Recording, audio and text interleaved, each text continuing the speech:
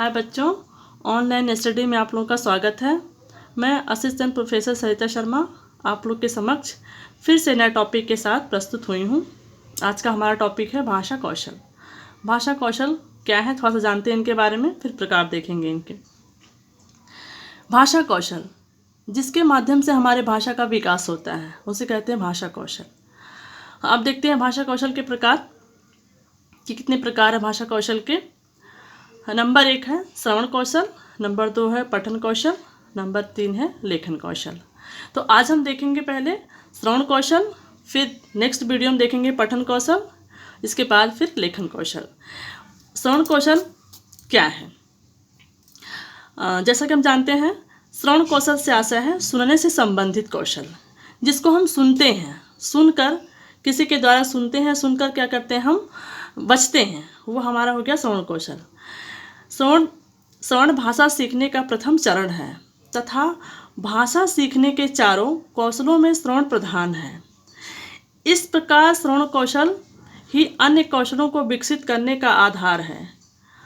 अधिकांश व्यक्ति या बच्चे किसी भाषा को सामान्य श्रवण से ही सीख जाते हैं। मतलब यहाँ बताया गया है कि श्रवण से ही सीख जाते हैं, सुनकर ही सीखते हैं। हम क्या करते हैं, हम किसी बातों को सीखते हैं, जैसे हो गया फॉर एग्जांपल विद्यालय में जाते हैं तो हम शिक्षक की बातों को सुनते हैं। जब शिक्षक की बातों को सुनेंगे तो क्या होगा, हमारा बौद्धिक विकास हो गया। और हम सुन के फिर क्या करते हैं, हम शिक्षक के प्रश्नों का उत्तर देते हैं। तो इससे क्या होता है, हमारे भाषा का क्या होता है, विकास होता है। आगे क्या बताया गया है, श्रवण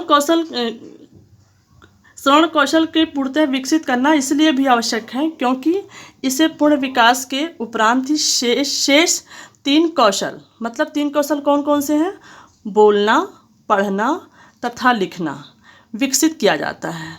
मतलब श्रवण अगर हम सुन रहे हैं उसके माध्यम से हम लिख सकते हैं, सुनेंगे तब हम पढ़ेंगे फिर हम क्या करते हैं, लिखते हैं। इसके तीनों के माध्यम से क्या होता है, हमारी भाषा का विकास होता है। अब हम देखेंगे भाषा कौशल को विकसित करने के उद्देश्य। भाषा कौशल के कौन कौन से उद्देश्य हैं? श्रवण कौशल को विकसित करने के निम्नलिखित उद्देश्य हैं। नंबर 1 है बच्चे के अंदर मौलिक विचारों की अभिव्यक्ति को बढ़ावा देना। नेक्स्ट है बच्चे का बौद्धिक तथा मानसिक विकास करना। मतलब अगर बच्चा सुनता है, सुन करके किसी बात को अपने अंदर ग्रहण करता है, उससे क्या होता है, उसके भाषा का विकास होता है। वह उसके अंदर अच्छे शब्द विकसित होते हैं। जब बच्चा सुनकर किसी चीज़ को, किसी टॉपिक को सुनकर वह अपने अंदर क्या करता है, अच्छे शब्दकोश उसके अंदर विकसित होते हैं। तीसरा है बच्चों में भाषा एवं साहित्य के प्रति रुचि जागृत करना। चौथा है शिक्षक अथवा वक्ता को सुनकर उनके मनोभावों को समझने में निपुणता अर्जित करना। यहाँ बताया गया है कि अगर कक्षा में शिक्षक क्या करता है, पढ़ाता है, तो बच्चा क्या करता है, श्रवण करता है। श्रवण करने के माध्यम से वह क्या करता है, अपने मनोभावों को श्रवण करने के माध्यम से उसके अंदर नए नए विचार, नए नए भाव उत्पन्न होते हैं। ये हमारा हो गया श्रवण कौशल करने के उद्देश्य। अब देखते हैं भाषा कौशल का महत्व क्या है। यहाँ पर दिया गया है भाषा कौशल के महत्व को निम्न भागों में बांटा गया है। नंबर 1 है बच्चों में धैर्यपूर्वक सुनने की आदत का इसके माध्यम से विकास होता है। मतलब क्या होता है, अगर क्लास में शिक्षक पढ़ा रहा है तो शिक्षक क्या बोलता है कि बच्चों मैं इस टॉपिक को बहुत अच्छे से पढ़ा रही हूँ और उसको आप ध्यान से सुनना। तो बच्चे क्या करते हैं, बस सुनने की हैबिट डालते हैं। सुनने किससे होता है कि हम क्या करते हैं, पढ़ने की हैबिट डालते हैं। हमारा पढ़ने का 1-2 चैप्टर पढ़ते हैं, हमारा मन उब जाता है।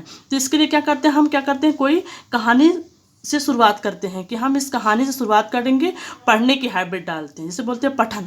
तो पढ़ने की हैबिट डालते हैं। वैसे हम सुनने की अगर हैबिट डालेंगे तभी जाकर के हमारी भाषा में हमारे अंदर शब्दकोश का विकास होगा और हमारी भाषा का विकास होगा। नेक्स्ट है दूसरा पॉइंट, बच्चों में सुनने के शिष्टाचार का पालन करने की आदत के निर्माण के लिए यह ज़रूरी है।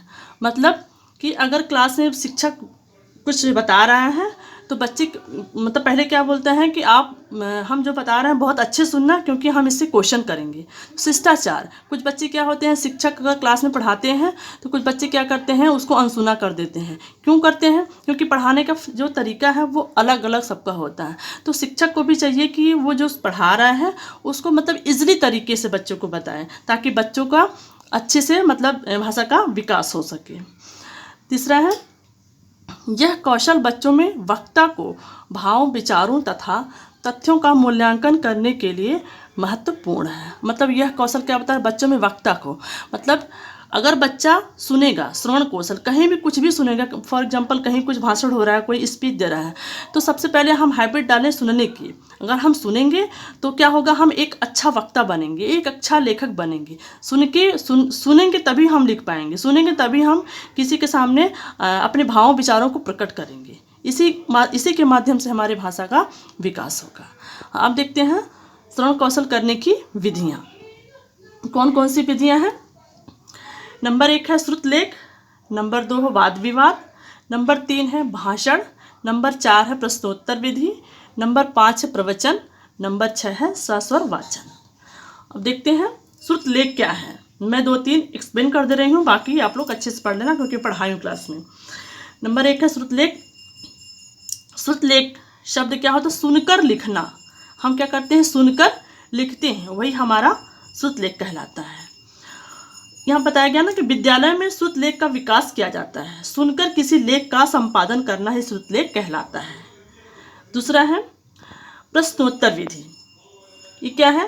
श्रवण का विकास छात्रों से मौखिक प्रश्न पूछकर एक निश्चित अवधि में उनका उत्तर देने के लिए निर्देशित करके किया जा सकता है। इसका मतलब क्या? प्रश्नोत्तर विधि। फॉर एग्जाम्पल आप जब टीचिंग करने जाएंगे तो आप क्या करेंगे? आप जब टॉपिक लेंगे, जैसे हो गया प्रकरण, तो आप उसको पढ़ाएंगे, पहले बताएंगे बच्चों को, मतलब व्याख्यान विधि।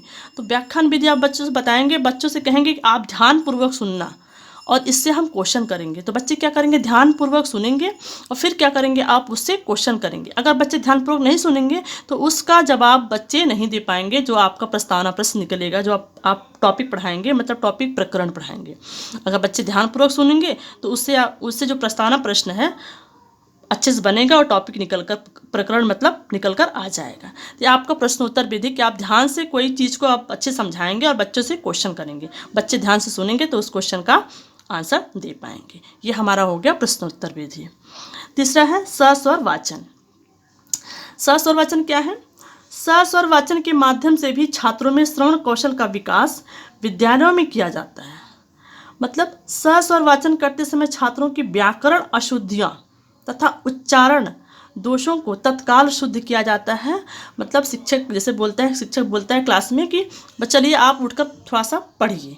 तो बच्चे अगर पढ़ते हैं, अगर उसमें कुछ अशुद्धियाँ पाई जाती हैं तो शिक्षक का कर्तव्य बनता है कि उसको मतलब डांटे ना, सबके सामने इंसल्ट ना करे, शर्मिंदगी ना करे, बच्चों को बताए, मोटिवेट करे कि ऐसा नहीं, उसको शुद्ध में बताए। तत्काल उस जो उच्चारण कर रहा है अशुद्ध उच्चारण कर रहा है तो उसको शुद्ध में बताए कि ये ऐसे नहीं, ऐसे करिए। तो उसी समय बच्चों के उच्चारण में शुद्धता आ जाती है। अब अपन देखते हैं श्रवण कौशल के विकास में बाधक तत्व। मतलब श्रवण कौशल के विकास में कौन कौन से बाधाएं, कौन कौन से रुकावटें पैदा होती हैं। नंबर 1 है कक्षा में संतुलित अनुशासन का अभाव। नंबर 2 है कक्षा में शांत वातावरण का अभाव। नंबर 3 है विषय वस्तु की जटिलता। अब देखते हैं कक्षा में संतुलित अनुशासन का अभाव।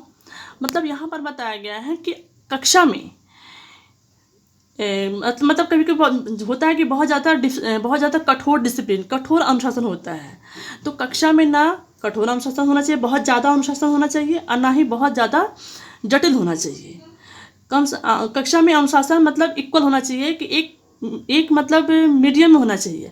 ऐसा कि अगर ज़्यादा कठोर हो जाएगा तो बच्चे क्या करते हैं, बहुत ज़्यादा भयभीत हो जाते हैं अपने क्लास टीचर से, अपने टीचरों से। तो वह अपनी खुलकर भावनाओं को टीचर के सामने, शिक्षक के सामने शेयर नहीं कर पाते हैं। तो इसलिए अनुशासन रहे, लेकिन मतलब एक लिमिट में रहे।